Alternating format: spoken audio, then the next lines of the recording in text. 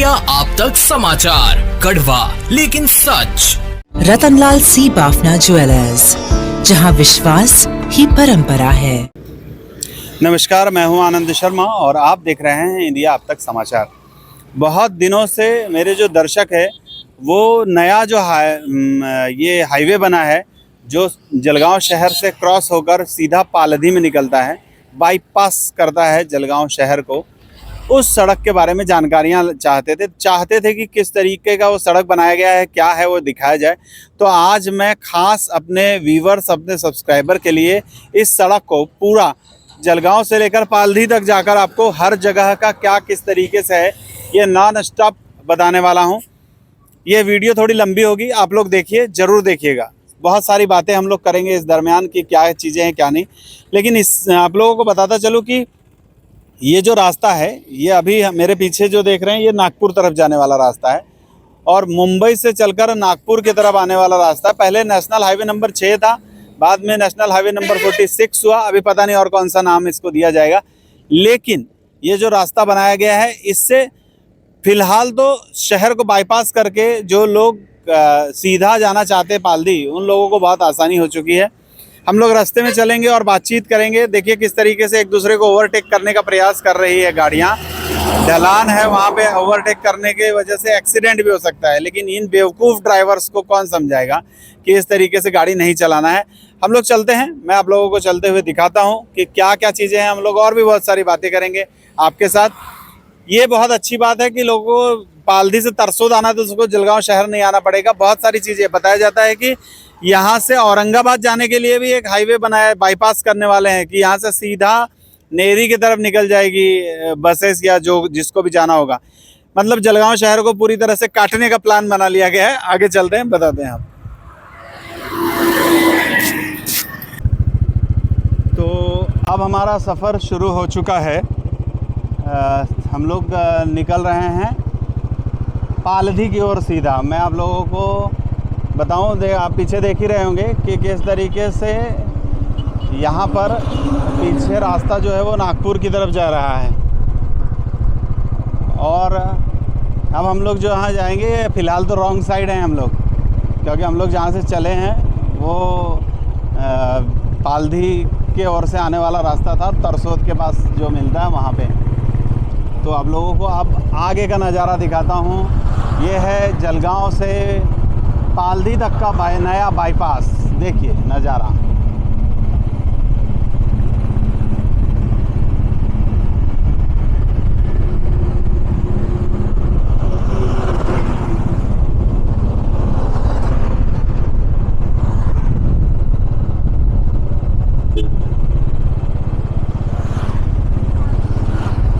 ये वो बाईपास है जिसका बहुत दिनों से आप लोग सभी को इंतज़ार था। सभी तरफ आप देख पा रहे होंगे ये रास्ता जो है ये आप देख ही रहे हैं। बड़ा ही अच्छा बनाया गया है, नया बनाया गया है, लेकिन रास्ते में अभी से उस तरफ तो गंदगी दिखाई देने लगी है। और धर्मेंद्र भाई जो हैं वो गाड़ी चला रहे हैं। बुलेट का सफ़र है ये, थोड़ा अनकम्फर्ट है बुलेट में, लेकिन अब हम लोग तलाश कर रहे हैं रास्ता कि हम लोग अपने सही दिशा में जा सकें। कहीं पे कट हम लोगों को मिल जाए तो हम लोग जाएंगे। अब देखते हैं कब कट मिलता है यहाँ पे, कितनी देर में मिलेगा, कितने देर में मिलेगा। फ़िलहाल 19 किलोमीटर का ये सफ़र है। ये आप लोगों को बताऊं मैं कि 19 किलोमीटर तक का ये हाईवे है और इस हाईवे को यहाँ से ले जाने का मकसद जो है वो पूरी तरह से साफ़ नहीं है। मेरे नज़र में साफ़ इसलिए नहीं है क्योंकि जलगांव शहर में दुर्घटनाएं बहुत होती थी और दुर्घटनाएं बहुत होने की वजह से ये बोला गया कि यहाँ पर दूसरी सड़क का निर्माण किया जाए। जलगांव शहर में हाईवे जो है वो उस हाईवे को सर्विस रोड की आवश्यकता थी, लेकिन वहाँ सर्विस रोड नहीं बनाया गया। अभी भी पूरे सर्विस रोड्स नहीं बने हुए हैं। जो हैं वो बस ऐसे ही हैं, धातुर मातुर काम किया हुआ चल रहा है। जिसकी भी जिम्मेदारियां हैं, इन शॉर्ट वो अपनी जिम्मेदारियों से कटे हुए हैं। तो बात थी कि जलगांव में ऐसो बाईपास नहीं बल्कि सर्विस रोड की आवश्यकता है और सर्विस रोड बनाया जाए, ऐसा ज़रूरत थी। लेकिन हुआ क्या, सर्विस रोड का तो काम अभी भी नहीं हुआ है, ऐसा सभी जलगांव वालों को मालूम है। लेकिन आप इस चीज़ को समझिए कि सर्विस रोड की जगह ये बाईपास बना दिया गया। अब बाईपास बनाने से क्या हुआ, नुकसान और फ़ायदा। बाईपास बना देने की वजह से जो लोग पालधी मतलब नागपुर से मुंबई की ओर जाया करते थे, उन लोगों को आराम हो गया। उनको जलगांव शहर में अंदर एंट्री करने की ज़रूरत नहीं है। अब उनको अंदर जाकर एंट्री करनी नहीं है, तो सीधा यहाँ से एकदम फास्ट तरीके से 19 किलोमीटर का सफ़र बच जाता है। मतलब मुझे ऐसा समझता हूँ कि आधा घंटा बच जाता होगा उनका, आधे घंटे से ज़्यादा कुछ नहीं बचता होगा, आधा घंटा ही बचता होगा। तो ये आधा घंटा तो बच जाता है, लेकिन इसमें नुकसान कितना हो गया ये भी सोचना पड़ेगा हम लोगों को, जलगांव शहर के लोगों के लिए। जलगांव शहर के लोगों को यहाँ अब जलगांव शहर में गाड़ियाँ अंदर से नहीं जाएगी, लोग बाहर से जाएंगे। तो जो बिज़नेस हुआ करता था, होटल्स का, खाने पीने का, रेस्टोरेंट का, ये सारा बिज़नेस ज़ीरो हो जाएगा अब, क्योंकि जिसको ज़रूरत नहीं है वो जाएगा ही नहीं, जाने की ज़रूरत ही नहीं है उनको सिटी के अंदर। और ये आप लोगों को बता दूं मैं कि अभी इस सड़क का उद्घाटन नहीं हुआ है। इस सड़क का उद्घाटन कर दिया है, बोला जाता है, रेत माफियाओं ने। और फ़िलहाल जो है वो दोनों तरफ के रास्ते को ओपन नहीं किया गया है, कुछ शायद काम बाकी होगा या फिर उद्घाटन नहीं हुआ है, इसलिए शायद दोनों तरफ का रास्ता जो है वो क्लियर चालू नहीं है। लेकिन एक रास्ता चालू हो गया है और रेत माफिया जो थे, जिनको रास्ते में जलगांव आते थे तो कोई ना कोई रोक लेता था, कोई पुलिस वाला देख लेता था, काफ़ी सारे पुलिस वालों की हद पार करनी पड़ती थी तो कोई ना कोई टोकता था। इन सब चीज़ों को बाईपास करते हुए रेत माफिया सीधा इस रास्ते से निकल कर आते हैं, जहाँ जाना है वहाँ जाते हैं। कुल मिलाकर ये बोलते हैं सभी कि रेत माफियाओं ने इसका उद्घाटन कर दिया है सड़क का। मंत्री जी करें या ना करें, बाकी किसी के हाथों हो ना हो, रेत माफियाओं ने इसका उद्घाटन कर दिया है। अच्छा है, काम किसी के भी आना चाहिए। सड़क बनाई गई है, पब्लिक के पैसे से बनाई गई है। कितनी घटिया सड़क बनाई गई है ये तो थोड़े दिन में आने के बाद पता चल ही जाएगा, क्योंकि आपने देखा है कि झंडू ने काम किया था जलगांव में हाईवे का। झंडू का काम झंडू जैसा ही रहा। कितनी परेशानियां हैं, कितनी बार सड़कें खोदी जाती है, कितनी बार परेशानियों का सफ़र करना पड़ता है जलगांव के लोगों को, लेकिन उसका अब कोई उपाय नहीं। एक बार बन चुकी है तो रिपेयर करते रहते हैं, रिपेयर करने के भी पैसे लेते रहते हैं। ये सड़क के ठेकेदार ऐसे हैं कि सड़क बनाने से लेकर ख़राब करने तक के पैसे लेते हैं ये लोग, क्योंकि ख़राब रहता है। ये देखिए किस तरीके से ये बन रहा है, यहाँ पे अभी बनना ही चालू है। अभी देखिए ये आपने देखा बन रहा है यहाँ पे, अभी एक तरफ का जो था वो शुरू है और दूसरी तरफ का नहीं। ये रेलवे का पुल, ये देखिए रेलवे ब्रिज आप लोगों को दिख रहा होगा। ये देखिए ये रेलवे है, इस तरफ दिख रही है ये रेलवे की लाइन, इसको भी बाईपास कर दिया गया। अभी यहाँ पे वापस हम सीधे अपने सड़क पर आ गए। दूसरी तरफ का सड़क जो है वो बनी रही है। तो हम बात कर रहे थे फ़ायदे और नुकसान की। फ़ायदा किनको हुआ है पता है? जिन लोगों ने, जब ये प्लानिंग हुई सड़क की कि ये बाईपास निकाला जाएगा, तो यहाँ पर जो ज़मीनें थी वो बहुत सारे लोगों ने फटाफट ख़रीद ली। और मैं ये कहूँगा साफ लेकिन कड़वा कि पहले ज़मीन खरीदी गई, बाद में इसको फाइनल प्रूफ के प्लानिंग के साथ लाया गया कि इस तरीके का काम होना है। नहीं तो मेरा निजी मत ये है कि इस बाईपास की कोई आवश्यकता जलगांव को नहीं थी। जलगांव से बहुत बड़ा ट्रैफिक अगर जाता था तो नासिक में जिस तरीके से ऊपर एक सड़क बनाई गई है, मतलब सड़क के ऊपर एक सड़क, तो उससे जो ज़मीन का मुबादला देना पड़ रहा है गवर्नमेंट को। जो गवर्नमेंट नेता तो अपने पॉकेट से तो कुछ देते नहीं हैं, कि वो लोग पॉकेट से देते हैं तो चलो, पब्लिक का क्या नुकसान हो रहा है। पब्लिक के टैक्स का पैसा इन लोगों ने करोड़ों रुपए मुबादले में दे दिया है। अब आप सोचो कि मुबादले में देने के लिए पैसे जो थे वो पब्लिक के आए हैं। जो ज़मीन की कीमत 3 लाख रुपए एकड़ थी वो आज 30 लाख रुपए एकड़ हो चुकी है। इतना बड़ा फ़र्क हो चुका है। लेकिन क्या जलगांव में इतना पोटेंशियल आया है? इस सड़क के बनने से जलगांव में कुछ फ़ायदा हो जाएगा? ये सड़क बन गई है तो क्या कोई यहाँ पे इंडस्ट्रीज आ जाएगी, कोई बड़ा प्लांट आ जाएगा जिस वजह से इसके रेट हुए हैं? नहीं, कुछ नहीं, कोई लेना देना नहीं है। इंडस्ट्रीज़ का कोई लेना देना नहीं है। इंडस्ट्रीज़ की तो साला कोई बात ही नहीं करता है जलगांव में। नौकरी मिल जाए किसी को तो कोई बात ही नहीं करता है। जलगांव में नौकरी नहीं मिलती, इसलिए छोकरी भी नहीं मिलती है। बहुत सारे लोग बिना छोकरी के, मतलब बिना शादी के ही हैं। क्यों? कोई काम धंधा ही नहीं है। लोग जलगांव छोड़ के भाग रहे हैं। हाल में मैंने खूबचंद साहित्य का इंटरव्यू लिया था, आप लोगों ने देखा होगा कि किस तरीके से वो बता रहे थे कि जलगांव के लोग जो हैं वो जलगांव में ज़मीनें बेच रहे हैं और उसका पैसा पूना और बाहर जाके ज़मीनें खरीद रहे हैं। यहाँ पर ज़मीन के रेट्स तो बढ़ा दिए हैं, बलीराम पेट में भी जो व्यापारी हैं उन लोगों ने, और उन व्यापारियों ने बढ़ाने के बाद यहाँ पे ज़मीन बेच दिया और बाहर जा खरीद लिया। अभी अब पूना, धुलिया और क्या क्या लिखा है यहाँ पे, चला गया वो बोर्ड।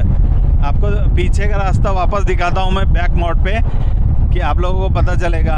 देखिए, दिख रहा होगा आप लोगों को। तो ये चूँकि मुझे ट्रैक करता है कैमरा, मेरा कैमरा, इसलिए मुझे ट्रैक करता है, इसलिए वो ट्रैकिंग पे लगा रखा है मैंने। बाल मेरे हवा में उड़ते हुए जा रहे हैं, जुल्फ़ें जो है वो मेरी उड़ती जा रही है। मैं ये बता रहा था कि समस्याएं जो हैं वो इस सड़क को बनाने से नहीं हैं। समस्याएं वो है कि बिना मतलब के इस सड़क को बनाया गया, लाखों करोड़ों अरबों रुपए इस पर गंवा दिए गए हैं। अरबों रुपए किसके थे? नेताओं के थोड़ी थे हैं। अरबों रुपए थे मेरे आपके जैसे जो लोग टैक्स भरते हैं उनके पैसे थे, और उनके टैक्स के पैसे को किसी दूसरे की जेब भरने के लिए ये किया गया। इसकी तो खोजबीन करनी चाहिए, मैं भी करूँगा। ऊपर एक बोर्ड दिखेगा आप लोगों को, अगर दिखेगा तो जलगांव 3 किलोमीटर, सूरत और ममूराबाद 4 किलोमीटर। यहाँ से अभी ममूराबाद जाने के लिए भी रास्ता है। सूरत का तो सीधा, चूँकि वो रास्ता धुलिया जाएगा तो इसलिए सूरत उधर से निकल जाएगा, मतलब मुंबई हाईवे। मैं बता रहा था कि यहाँ पे ज़मीनें अगर प्रॉपर वे से देखी जाए तो ये देखना चाहिए कि यहाँ पे ज़मीनें किस ने ली है। जो इसके आसपास ज़मीनें ली गई है ना, वो ज़मीनें किस ने ली है। ये देखिए, यहाँ से रास्ता एक जलगांव के लिए शहर की तरफ जा रहा है, कि जलगांव जाने के लिए रास्ता है, और आगे जाकर जो वहाँ नीचे से ही अंडरग्राउंड बनाया होगा वो ममूराबाद के लिए रास्ता जाएगा। मतलब देखिए, इंफ्रास्ट्रक्चर खड़ा किया जा रहा है, इसका कोई मतलब गलत नहीं कहूँगा मैं। इंफ्रास्ट्रक्चर खड़ा होना चाहिए, लेकिन बेमतलब का गवर्नमेंट का पैसा, मतलब पब्लिक का पैसा उड़ा के इंफ्रास्ट्रक्चर, मतलब ये बेवकूफ़ी ही है। 17 मंजिल इमारत दूर तक दिख रही थी मुझे यहाँ से। मकरा टावर्स भी दिख रहा है वहाँ पर मुझे यहाँ पे। मतलब आप सोचिए कि खूबसूरत तो नज़ारा यहाँ से दिख ही रहा है एकदम, मतलब किसी नई जगह पे आ गए हैं ऐसा लग रहा है हम लोगों को। वापस हम इस सड़क का नज़ारा करा रहे हैं। आप लोग सिर्फ सड़क देखकर बोर हो रहेंगे, लेकिन मेरी बातें सुनकर कुछ तो समझ में आएगा, जिनको समझना है उसको। बात कर रहे थे हम कि ये सड़कें बनाई गई है तो इसके बगल में जो ज़मीनें हैं जिनके कीमत 3 लाख के 30 लाख हो चुके हैं, सारा ऐसा तो प्रॉफिट किसी भी धंधे में नहीं है। मुझे याद है कि निम्बाड़कर साहब जब जिलाधिकारी थे तब इसकी हलचल बहुत तेज़ हुई थी। तो निम्बाड़कर साहब, शायद मुझे लगता है अभी 7-8 साल हुए होंगे निम्बाड़कर साहब को। 7-8 साल में 3 लाख रुपए के कीमत की जो ज़मीन थी एकड़, वो अब 30 लाख रुपए अगर हो गई है, तो इससे बड़ा बिजनेस और क्या हो सकता है। लेकिन ये बिजनेस से आम आदमी को कोई फ़ायदा नहीं हुआ है। उलट जलगांव में जो होटल्स वगैरह खुली हुई है हाईवे के पास में, जिन्होंने अपना बिजनेस किया था, वो लोग तो अब जब यहाँ से पास ही हो जाएगा सब, जिसको जलगांव जाना ही नहीं है वो जलगांव के अंदर क्यों जाएगा शहर में। तो उन लोगों का जो नुकसान हो रहा है, उन लोगों का जो बिज़नेस का नुकसान होगा, उस नुकसान की भरपाई कौन करेगा, ये बहुत बड़ा विषय है। समझना भी चाहिए और सरकार को इसका जवाब भी देना चाहिए कि आखिरकार इस जगह का अगर नुकसान हो रहा है, जिन लोगों का नुकसान हुआ, उन लोगों को भरपाई कौन देगा। माइलस्टोन्स अभी बनाए गए हैं, लेकिन उस पर कोई लेखा पढ़ी नहीं हुई है। ये आप देखिए नज़ारा जो है, देखिए कैसे खेत दिख रहे हैं, खेत खलिहान, यही खेत हैं, यही वो खेत हैं जिनकी कीमत अब एकड़ में मतलब 10 गुना ज़्यादा, 3 लाख के 30 लाख अगर हो गए तो। और ये जो है ना, ये सब रेट बढ़ाने के फालतू के काम है। जलगांव में इतना पोटेंशियल है नहीं, बस एक आदमी कहीं बाहर से पैसा लाता है, कुछ पैसा बनता है, तो वो 10 रुपए की चीज़ 12 रुपए में ख़रीद लेता है, और उस 12 रुपए की चीज़ को फिर 1200 रुपये में बेचने का प्रयास करते हैं। देखिए गणपति बप्पा लेकर जा रहे हैं लोग, और अब यहाँ पे गणपति बप्पा भी सफ़र कर रहे हैं इस रास्ते का, इस जलगांव बाईपास का गणपति बप्पा भी सफ़र कर रहे हैं। 19 किलोमीटर का सफ़र, ये समझिए कि 60 की स्पीड में अगर कोई गाड़ी चलती है तो ये यहाँ पे साइन बोर्ड जलगांव और सूरत 60 किलोमीटर की प्रति घंटे की स्पीड से अगर गाड़ी चलती है तो मात्र 15-20 मिनट में पहुँच जाएंगे सभी लोग,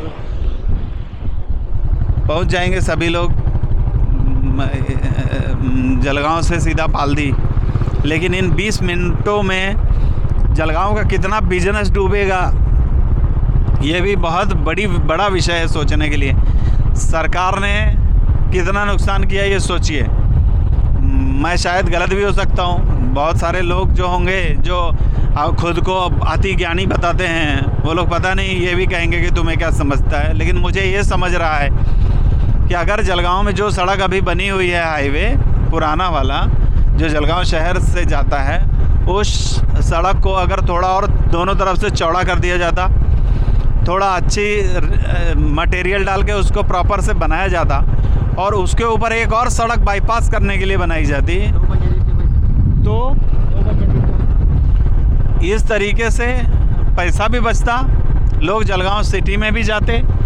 और ख़ास बात यह है कि जो ज़मीन का मुबादला दे के पैसा बर्बाद कर दिया गया, करोड़ों रुपए अरबों रुपए बर्बाद कर दिए गए कुछ लोगों के फ़ायदे के लिए, वो बच जाता था। अब तो ये लग चुका है, और हम जैसे लोग सिर्फ बड़बड़ी कर सकते हैं आप लोगों के पास में। जनता जनार्दन ही कुछ नहीं करती है। जलगांव की पब्लिक जो है वो तो ऐसे ही, यहाँ पे मुझे अब लेआउट भी दिख रहा है। ये देखिए, मैं आप लोगों को लेआउट दिखाता हूँ। ये देखिए, इधर आपको दिख रहा होगा अभी लेआउट पड़ चुका है यहाँ पे। आप सोचिए, यहाँ पे ज़मीन मतलब अभी कुछ हुआ नहीं है, लेकिन यहाँ पे पहले से तैयारियाँ कितनी ज़ोर शोर से है, ये आपको पता ही चल रहा होगा। फिर से हम लोग रास्ते पे आते हैं। तो मैं ये बता रहा था कि जलगांव की जो पब्लिक है वो लोग काफ़ी शांत है। इस बारे में सभी और जब भी बात होती है तो कहते हैं कि अरे जलगांव की पब्लिक तो बहुत शांत है। अरे भाई, शांत होके क्या करोगे? नुकसान हो रहा है, पीढ़ियां तुम्हारी नुकसान में जा रही है। आप ये सोचिए कि अगर यहाँ पर जलगांव में बिजनेस नहीं रहेगा, काम धंधा नहीं रहेगा, फ्यूचर में आपके बच्चे आपके साथ रहेंगे क्या? आज जलगांव में कितने लोग ऐसे होंगे जो मेरी वीडियो देख रहे होंगे, शायद उनके बच्चे बाहर पढ़ रहे होंगे, बाहर नौकरी कर रहे होंगे। आपके बुढ़ापे में कौन सहारा है आपको? बताइए ज़रा, सोचिए। क्या बुढ़ापे में वो लड़का आपके साथ रहेगा? जब बाहर पढ़ेगा, जब काम बाहर करेगा, शादी भी उसकी बाहर ही कर लेगा वो, जब इतने दिन बाहर रहेगा तो फिर आपका क्या होगा? आप माँ बाप, आप बूढ़े, पहले आपने अपना जीवन माँ बाप जो थे उनके साथ बिताया, बाद में शादी हो गई तो अपनी पत्नी के साथ अपनी पत्नी के लिए जी रहे हैं, पत्नी पति के लिए जी रही। फिर बच्चे पैदा हुए, 18-20 साल आपने उनको पढ़ाया, पाला पोसा, उनके लिए सब कुछ किया। बाद में वो बाहर चले गए, बाहर जाने के बाद वो वहाँ पर पढ़ाई करने लगे या नौकरी करने लगे, धीरे धीरे वहीं सेटल हो गए। आप फिर से अकेले रह गए। तो सोचिए आप कितना त्याग करके भी आप अकेले ही रह रहे हैं। दुख होता है इन सब बातों का। बहुत सारे लोगों को मैं देखता हूँ, कई ऐसे लोग यहाँ पर हैं। कल मैं जलगांव शहर में जो नया बस अड्डा है एसपी कार्यालय के सामने, वहाँ पर निवारा केंद्र है, मतलब जो लोग बेघर रहते हैं उन लोगों को वहाँ पे रहने के लिए सरकार द्वारा जगह उपलब्ध कराई गई है। सुबह का चाय, दोपहर का खाना, शाम की चाय, रात का खाना, रहना, नहाना धोना, सब कुछ, मतलब रहने की सारी व्यवस्थाएं, गद्दा, तकिया, कंबल, चद्दर, पलंग, सब कुछ वो लोग वहाँ पे दे रहे हैं। मैं वहाँ पे गया था, मैं जानकारी इसलिए दे रहा हूँ, बात निकली है तो थोड़ा इमोशनल हूँ मैं। वहाँ पर कुछ लोग ऐसे भी थे जिनके बच्चे उनके साथ नहीं रहते, वो यहाँ रहते ही नहीं, घर द्वार बाहर चले गए, शादी कर लिए, पता नहीं उन लोगों ने जगह ज़मीन बेच दी, माँ बाप को घर से निकाल दिया। कोई माँ अकेली रह रही है, कोई बाप अकेला रह रहा है। और ये सब अचानक से नहीं हुआ, ये तो सालों से चलता आ रहा है। आप सोचिए ना, अगर आपके बच्चे आपसे ज़्यादा दिन तक दूर रहेंगे तो आपको भूल नहीं जाएंगे, आपके बारे में जो प्रेम है वो कम नहीं हो जाएगा। ये सच बोल रहा हूँ, कड़वा लगेगा सबको, बहुत सारे लोगों को लगेगा। जो लोग अपने माँ बाप से प्यार करते हैं उनको कुछ ज़्यादा लगेगा, लेकिन ये जो है ये मेरी बात सच है, मैं सच कह रहा हूँ। आप ज़्यादा दिन तक दूर रहेंगे अगर अपने माँ बाप से, तो आप समझ लीजिए कि आपका प्यार कहीं ना कहीं कम तो होगा ही, ज़रूर होगा। और ये आगे भीड़ भाड़ है, पता नहीं एक्सीडेंट हुआ है कि कुछ हुआ है, ज़रूर एक्सीडेंट हुआ है कुछ, ऐसा मुझे प्रतीत हो रहा है। ईश्वर ना करे कोई एक्सीडेंट हुआ हो, लेकिन एक्सीडेंट हुआ है। देखिए किस तरीके से डंपिंग ग्राउंड्स, क्रेन्स लगी हुई है, पुलिस भी खड़ी है। हाँ, तो इसका मतलब है कि कोई एक्सीडेंट हुआ ही है। चलिए देखते हैं कि क्या एक्सीडेंट हुआ है। इस खबर के बीच एक्सीडेंट की भी खबर, और एक्सीडेंट जो है वो जो मैंने बताया था जिस तरीके से कि इसका मुहूर्त हो चुका है, यहाँ पे एक्सीडेंट जो है वो हो गया है। अभी रोक कर आपको दिखाता हूँ कि क्या किस तरीके से, यही मैं तो यही बोल रहा था ना कि जितनी तेज़ ये लोग बनाया करते हैं, जितनी तेज़ ये लोग चलाया करते हैं, तो उस तेज़ी से ये लोग कहीं ना कहीं तो समस्या ही होगी। कब हुआ भाई ये एक्सीडेंट? कब हुआ? एक तक चला? 1-1.5 घंटे हो चुके हैं। कोई बच गए कि सब क्या कुछ हुआ? मर गए, एक मर गया रे। हाँ, एक जिंदा है। एक मर गया। हाँ। अरे यार, दो जो ये ट्रक्स हैं, ये यहाँ पर आप देखिए कितना खतरनाक एक्सीडेंट हुआ है। और कब हुआ ये मालूम नहीं है, यहाँ पे सिर्फ खड़े हैं, उनको मालूम नहीं। बहुत ही ज़्यादा खतरनाक एक्सीडेंट हुआ, आमने सामने की टक्कर हुई है। ये पहला एक्सीडेंट है इस हाईवे का, बाईपास का। इस तरीके से जैसा मैं बताते आ रहा था कि लोग जो हैं वो अगर चलेंगे तो यहाँ पे बहुत ही संभल कर चलना पड़ेगा, पूरी तरह से बना नहीं है। तो चूँकि वन साइड चालू है, इसलिए एक्सीडेंट्स जो है वो बिल्कुल एक व्यक्ति इसमें मौत हुई है, एक व्यक्ति की, और लोग तो जो हैं वो भीड़ भाड़ लगा रखे हैं। लोग यहाँ पे भीड़ पूरी बना ही रखे हैं, आप देख पा रहे होंगे। इस क्रेन को यहाँ पे लाया गया है ताकि इस क्रेन के ज़रिए जो है वो इसको ट्रक्स को ये किया जाए। बहुत ही दुखदाई घटना है इस तरीके की।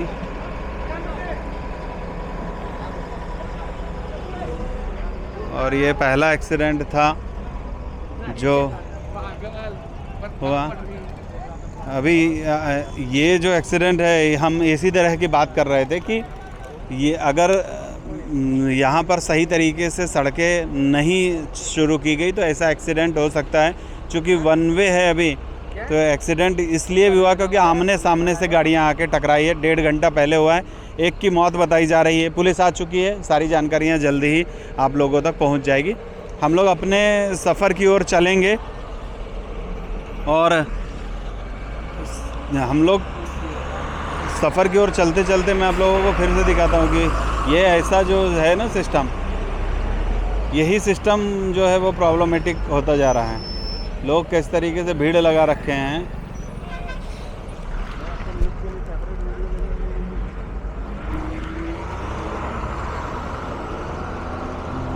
कितनी देर में पहले हुआ भैया, कुछ आपको पता है क्या? अभी ये है ना घंटा भर हो गया लगभग। हाँ, एक आदमी मर गया है क्या? लगभग एक आदमी मरा हुआ दिखा और एक आदमी फंसा हुआ है। अभी भी फंसा हुआ है क्या? हाँ, अभी उसको निकालने के लिए मशीनें आई, कंपनी की सारी मशीनें आई, क्रेनें आई, जो भी कंपनी का सपोर्ट था कंपनी ने पूरा सपोर्ट किया है। अच्छा, आप क्या मतलब रोड वाला हूँ मैं। अच्छा, रोड वाले हैं क्या? जी जी। ओके, और पूरा हम लोगों ने सहयोग किया। हम लोगों को जैसे ही पता चला, हमारा कैंप को बस नज़दीक में था, हम लोगों ने आके सारी मशीन की व्यवस्थाएं हमने लगाई है। हमारे कंपनी कोयले से भरा हुआ ट्रक है? हाँ, ट्रक एक तो कोयले से भरा हुआ और एक का है ना पता नहीं, जो भी हो एक में भरा हुआ ये है मैट। और शायद कोयले का ट्रक वाला रंग आया है। और जो इधर से जो जा रहा था स्टील, जो क्या भरी है, टाइल्स है ना, शायद है ना टाइल से भरा हुआ। हाँ, उसके हाँ ये जो बोलो स्लो चालता है। हाँ, स्लो चालता। हा जो गाडीवाला होता ना, हा स्लो होऊन गेला होता, तो जोरात होता तिकडून। हा, आणि त्याने घातली याच्या गाडीत। तो कोयला हा, कोयलावाल्याने घातली त्याच्या गाडीत। पूरा कोयला गाड़ी वाला पूरा गलती है उधर से, पूरा रोड आणि तो जोरात होता, हा एकदम स्लो होता। याची गाडी स्लो होती, त्याने समोरून गाडी घातली याला। हा एकच साईड, आणि यांची पण चुकी, यांनी एकच साईड चालू केलेली आहे। यांना दोघी साईड चालू करायला ठेवा तुम्ही। 6 महिन्या पहिले आमच्या गावाचा जो स्टॉप आहे ना, अभी वर्किंग का दिया था। अरे गलती वर्किंग का नहीं, आणि रोड अभी क्या गणेश, ये मार्केट का गणेश जी का था और हमारा वर्किंग का ये ना काम है ना चालू था, रोड का वर्किंग का काम चालू था। बोर्ड हर जगह लगा कि सिंगल आपकी लाइन चालू है और ट्रैफिक बराबर चल रहा था। हर जगह हमारे रूल से नियम और डाइवर्सन बराबर लगे थे। लेकिन ये चालू वाले रोड में इन लोगों ने आके ओवरटेक के चक्कर में आके इन लोगों ने गाड़ी घुस गया। हाँ, लेकिन हमारा जो है ना डाइवर्सन है बराबर है। हर जगह हमारे बोर्ड बराबर लगे, इसका कोई इशू नहीं हमारे तरफ से। सर जी, आपका बोर्ड तो भी नहीं लगा, जो कोयला गाड़ी रोड साइड। एक मिनिट, यांना पहिले यांची चुकी यांची, यांना दोघी साईड चालू करायला ठेवा सांगा तुम्ही। अगोदर मी पहिले भी एक 15 वर्षाचा मुलगा वारलेला इथं पुढे टाकडी स्टॉप जोड। हा, यांनी आणि यांची काही बॅनर पण नाही लावलेले। यांना आम्ही केव्हांचं सांगतोय, यांना सांगतो आम्ही, बरोबर सांगतो, तरी हे काही करत नाही काम। आपने देखा कि किस तरीके से जो लोग हैं वो ये कह रहे हैं कि यहाँ पे डाइवर्जन्स के बोर्ड लगने चाहिए।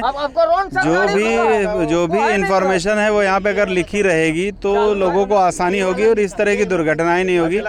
इससे पहले जो है वो एक बार यहाँ पे और बच्ची भी एक्सपायर किए गए। 15 साल का बच्चा, 15 साल का एक बच्चा एक्सपायर कर चुका है। तो और इनकी गाड़ी थी तभी। सड़क निर्माताओं को ये चाहिए कि यहाँ पर जो व्यवस्थित है वो सही जानकारियों के साथ करना चाहिए। लोगों की जान के साथ खिलवाड़ ना हो, बस यही रहेगा। हम लोग अगले सफ़र की ओर चलते हैं, आपको पूरा सड़क दिखाते हैं। ये जो है लोग जो हैं वो काफ़ी आक्रोशित हैं क्योंकि यहाँ पर जो है वो क्योंकि यहाँ पर जो है वो सड़क सही ढंग से नहीं बनाई गई है। सड़क जो है वो सड़क जो है वो बनाई भी गई है तो डाइवर्शंस वगैरह प्रॉपर नहीं लगाया गया है। और अभी तो फ़िलहाल तो यहाँ पर पूरी सड़क चालू ही नहीं हुई है, यहाँ पे रिपेयरिंग के काम ही शुरू हैं। लोग जबरन इस जो बातें चल रही थी ना, जो मैं कह रहा था और सभी कह रहे थे, इसका उद्घाटन नहीं हुआ है। और उद्घाटन अगर नहीं हुआ है तो इस सड़क पर जो चल रहे हैं वो भी गलत चल रहे हैं। यहाँ पर जान के साथ खिलवाड़ करते हुए चल रहे हैं। ये बातें पब्लिक को भी समझनी चाहिए, ये बातें बाकी लोगों को भी समझनी चाहिए। ये इस तरफ आप लोगों को दिखाऊं, वो गिरना नदी का पुल है आगे, ये देखिए दूर में आपको दिखाई दे रहा होगा, तो वो ये रेलवे पुल है, उस पे से रेलवे क्रॉस करती है, जो सूरत की तरफ जाती है वो यहाँ पे क्रॉस करती है रेलवे। और उसके उस तरफ आगे जाकर सड़क है, जो बाम्बोरी का पुराना जो पुल वगैरह था वो है। तो हम लोग सफ़र पर तो निकल चुके हैं, धीरे धीरे अंधेरा होता जा रहा है, लेकिन फिर भी अभी इतना उजाला है कि हम आपको सड़क का सफ़र पूरा करके दिखाएं। 19 किलोमीटर का सफ़र जब हम लोग जा रहे थे, ये देखिए गिरना नदी है, ये नदी पानी नहीं है, इसमें से रेती चुराते हैं। ये बात तो मैं बताना ही आप लोगों से भूल गया। रेत वाले तो अभी भी कहीं ना कहीं दिख ही जाएंगे, यहाँ कम लेकिन आगे बहुत ज़्यादा दिखते हैं बाम्बोरी पुल से।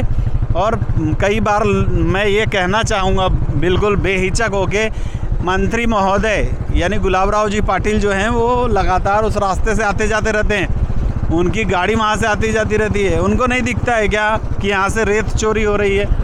जिला अधिकारी को जब ज़रूरत होती है तो उसी रास्ते का से जाते आते हैं, क्या उनको दिखाई नहीं देता है कि यहाँ पर रेत चोरी हो रही है?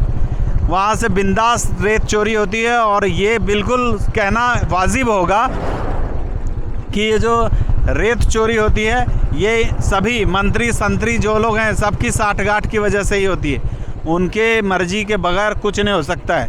अगर ये मंत्री और अधिकारी चाह लेना कि एक थैली मतलब 1 किलो रेत भी चोरी नहीं होगी या 1 किलो रेत भी नहीं निकालनी है, कोई माइका लाल पैदा नहीं हुआ है जो बिना उनकी मर्जी के कोई भी चीज़ चुरा ले।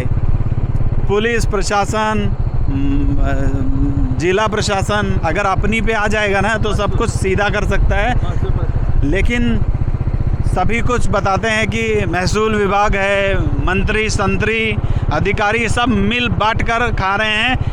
पूरी ऐसी तैसी कर दी है पर्यावरण की, और ऐसी तैसी तो हो ही गई है।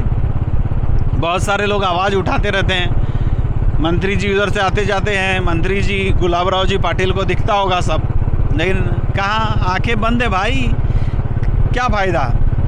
कुछ फ़ायदा नहीं है उसको बोल के, उस बारे में बोल के। रेत के बारे में मैं अकेला क्या, बहुत सारे लोग बोल चुके हैं। रेत माफिया बिंदास रहता है, ये तो अनऑफिशियल बोलते हैं, रेत माफिया ने इसको चालू करवाया है, ये तो मैं पहले भी आपको बोला था। खैर ठीक है, रेत माफियाओं का क्या कर लेगा कोई, जब सैया बहे कोतवाल तो डर काहे का, वैसा उनकी हाल है। जलगांव शहर से गुजरे या इस बाईपास से, सब कुछ है, वो कभी भी गुजरते रहते हैं, वो कभी भी कुछ करते रहते हैं। केले की खेती दिख रही है यहाँ पे। एक चीज़ और देख आप लोगों को दिखाता हूँ मैं इस तरफ, ये देखिए पोल है, इस पोल पे ये एक लत है, देखिए ये पूरी ऊपर तक जा रही है, ऊपर तक जाएगी। इस पे पानी जब गिरेगा तो पानी गिरने के बाद यहाँ पे शॉर्ट सर्किट होगा और वो क्या बोलते हैं, फ्यूज उड़ जाएगा। लेकिन फ्यूज उड़ जाएगा जब, तो उसको बनाने के लिए जाएंगे, लेकिन ये नहीं कि अभी पहले ही इसको यहाँ पे नीचे इसकी लत को काट दिया जाए ताकि वो आगे बढ़ेगा ही नहीं। लेकिन ऐसा करेगा कौन, कब करेगा? तो भाई ये सब चीज़ें हैं, छोटी छोटी चीज़ है जिसको आदमी चाहे तो सॉल्व कर सकता है, लेकिन चाहे तो सॉल्व कर सकता है, ऐसे नहीं सॉल्व कर सकता है। चाहना बहुत ज़रूरी है उसके लिए। आपने देखा कि एक भयानक सड़क हादसा भी इस सफ़र के दौरान हमने आपको दिखा दिया कि हादसा जो है वो इतना गंभीर था। एक आदमी फंसा हुआ था, एक आदमी एक्सपायर कर गया है वहाँ पे। तो आप लोग जो भी लोग सफ़र करते हैं, चाहे इस सड़क पे करें या किसी भी सड़क पे करें, आप लोग अपना ध्यान रखिए सफ़र करते वक्त आप स्पीड का ध्यान रखिए। वो स्पीड में था, एक आदमी बोल रहा स्लो था, एक ट्रक वाला जो था वो स्पीड में था। भाई स्लो वाला था या फास्ट वाला था? एक्सीडेंट तो दोनों गाड़ी का हुआ। जो स्लो वाला था वो स्लो होके भी अगर एक्सपायर कर गया होगा ड्राइवर तो क्या फ़ायदे का रहा? एक आदमी फंसा है, वो बचेगा नहीं बचेगा पता नहीं। लेकिन बोलने का मतलब ये है कि आप लोग गाड़ी जब चलाते हैं तो भाई थोड़ा सोच समझ के चलाएं, थोड़ा आसानी से आराम से चलाएं, थोड़ा देख समझ के चलाएं तो अच्छा रहेगा। ये जो सड़क है, ये सड़क जा रही है, ये सड़क आ रही है, ये सड़क कहीं नहीं जाती है, जाते हैं हम लोग। हमें जाना होता है नागपुर से मुंबई, तो लोग पूछते हैं कि भाई साहब ये सड़क कहाँ जाएगी, कहाँ तक जाएगी, किधर जाएगी? तो ऐसा चुटकुला भी बना था कि ये सड़क कहीं नहीं जाती, जाते हैं हम लोग। मैंने जो कैमरा भी आपको दिखाया है उसके अंदर वो आप लोगों को दिख रहा होगा उल्टा।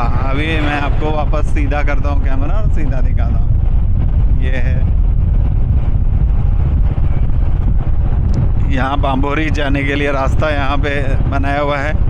बाम्भोरी गांव जहाँ इंजीनियरिंग कॉलेज है, इंजीनियरिंग कॉलेज भी प्रतिभादाई पाटिल का है वहाँ पर, बाम्भोरी इंजीनियरिंग कॉलेज।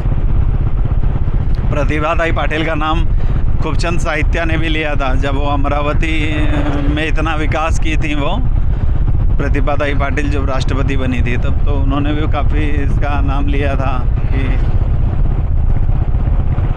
और धर्मेंद्र भाई बुलेट चलाते हुए चल रहे हैं और मैं पीछे बैठ के आप लोगों के साथ बात कर रहा हूँ, आप लोगों को नज़ारा दिखा रहा हूँ। ये किसी एक और पुल के ऊपर हम लोग अभी चढ़े हैं। धीरे धीरे अंधेरा होता जा रहा है, जल्दी से जल्दी हम लोग अपना सफ़र कंप्लीट कर लें तो ज़्यादा बेटर होगा। धर्मेंद्र भाई थोड़ा स्पीड बढ़ाएंगे तो हम लोग सफ़र जल्दी कंप्लीट कर लेंगे। अभी हम लोग बाम्भोरी तक पहुंच चुके हैं और जल्दी पाल्दी ही पहुंच ही जाएंगे। अब ज़्यादा दूर का सफ़र है नहीं। ये वीडियो थोड़ी बड़ी बनी होगी लेकिन आप लोग इस वीडियो को ज़रूर देखिए और मुझे बताइए कि आप लोगों को ये सफ़र बिना आए कैसा लगा। देखिए इस तरह लाइट जलते हुए दिखाई दे रही है। ये कोई गांव है, अभी काम चालू है इसलिए पूरा बना ही नहीं है, लेकिन फिर भी इन लोगों ने सब शुरू कर दिया है और ये गलत बात है। प्रशासन को इस ओर ध्यान देना चाहिए भाई, ये तो नुकसान है। बिना मतलब जब चालू ही नहीं हुआ है, बना ही नहीं है अभी तक, तो इसको चालू करने का कोई मतलब नहीं आता है और दुर्घटनाएं हो रही है इसी वजह से। देखिए कैसा नज़ारा तो बहुत अच्छा दिख रहा है, यहाँ से ढलान है, लोग गाड़ी यहाँ से अगर गिर जाए तो क्या होगा, गाड़ियाँ गिर सकती है। पर लोग जो हैं वो कहाँ रुकते हैं। रेत माफिया ने जो कमाल किया उस वजह से ये चालू हो गया। लेकिन मुझे एक बात समझ में नहीं आई जो मैं आप लोगों के साथ कहना चाहूँगा। भाई जब अनधिकृत है तो इसको चालू कैसे करके रखे? प्रशासन कोई एक्शन क्यों नहीं लेती है? पुलिस प्रशासन को ये बंद कर देना चाहिए, रास्ता बंद करना चाहिए, बैरिकेड्स लगा देनी चाहिए। क्यों नहीं बंद करते ये लोग? जिनको ठेका मिला हुआ उन्होंने बंद करना चाहिए ना। ये देखिए जलगांव अभी 10 किलोमीटर, हजीरा 321 और पालदी 2 किलोमीटर, ऐसा वहाँ पे बोर्ड था। तो मैं ये बोल रहा था जब ये बंद है तो इसको बंद क्यों नहीं कर दे रहे लोग? पूरी तरह से बंद कर देना चाहिए एकदम 100%। जब चालू होगा तब चालू होगा। ये तो ऐसा हो गया, फिर से वही बात होगी कि रेत माफिया ने किया तो उसका माल मटेरियल मंत्री संतरी अधिकारी सबको जाता है, तो फिर रेत माफियाओं को बोलेगा कौन? रेत माफिया बिल्कुल छाती और सीना ठोक के काम करते हैं, वही काम छाती ठोक के यहाँ पे हो रहा है और कोई कुछ नहीं बोल सकता है। ये इसका सीधा सीधा रिप्लाई है। मैंने सवाल किया और मैंने ही आपको जवाब दे दिया कि ये जो है ये सड़क अभी चालू नहीं होनी चाहिए, नहीं करनी चाहिए। और इसलिए नहीं करनी चाहिए क्योंकि यहाँ पे अभी पूरी तरह से बना नहीं, जगह जगह पे काम शुरू है। इसकी समय सीमा जो है तभी ये शुरू होना चाहिए, ऐसे मेरी खुद का कहना रहेगा। तो जो ना लाइट चलती है यहाँ पे, ना और कुछ, अंधेरा हो जाता है, कोई किधर गिर पड़ जाए, नुकसान हो जाए, किस जान से तो लोग जाते हैं, जान वापस आएगी भी नहीं। तो ऐसे काम करने का मतलब क्या आता है? और मैं कहूँगा ये जो जिम्मेदारियाँ हैं ना एक्सीडेंट्स की, ये सब प्रशासन के ऊपर डालनी चाहिए। ये प्रशासन का काम है, लोगों के मनमर्जी से थोड़ी चलने देंगे आप। मतलब लोग जो हैं वो आकर बिंदास यहाँ पे इसकी ओपनिंग कर दिए और ओपनिंग हो गया, ऐसा कुछ भी नहीं। अब ये जो सड़क था, ये मैं आपको बताऊं कि यहीं तक थी वो सड़क, और यहाँ पर पालधी बस स्टॉप का बोर्ड लगा हुआ है। हम लोग अब इस तरफ से जाएंगे। जब हम इस तरफ से जाएंगे, ये देखिए इधर पालधी का स्टॉप है, बस स्टॉप, और हम लोग अभी जाएंगे जलगांव की ओर। ये रास्ता जो है वो जलगांव की ओर जा रहा है। आप लोगों से काफ़ी देर तक मैं बातचीत कर चुका हूँ, काफ़ी सारी बातें हम लोग कर चुके हैं। आपको ये वीडियो कैसा लगा कमेंट बॉक्स में ज़रूर कहिएगा। जिन्होंने पूरा वीडियो देखा है उनको बहुत सारा शुक्रिया। वीडियो आपने देखा है, वीडियो के बारे में कमेंट ज़रूर करिए। ये भी कहिए, खुल के कहिए, क्योंकि यहाँ पे कौन पहचानता है आपको यूट्यूब पे कि कौन है क्या है। ईमेल आईडी से तो आप लॉगिन रहते हैं। बिंदास कहिए जो आपके दिल में है, कड़वा कहिए लेकिन सच कहिए। फिर आपसे मुलाकात होगी नए एपिसोड में। तब तक के लिए आनंद शर्मा और धर्मेंद्र राजपूत को दीजिए इजाज़त। धन्यवाद, नमस्कार, जय Hind. Suresh collections and creation 80 फुटी कांदळदा रिंग रोड, राधाकृष्ण नगर चौक, छत्रपती शिवाजी नगर, जळगाव।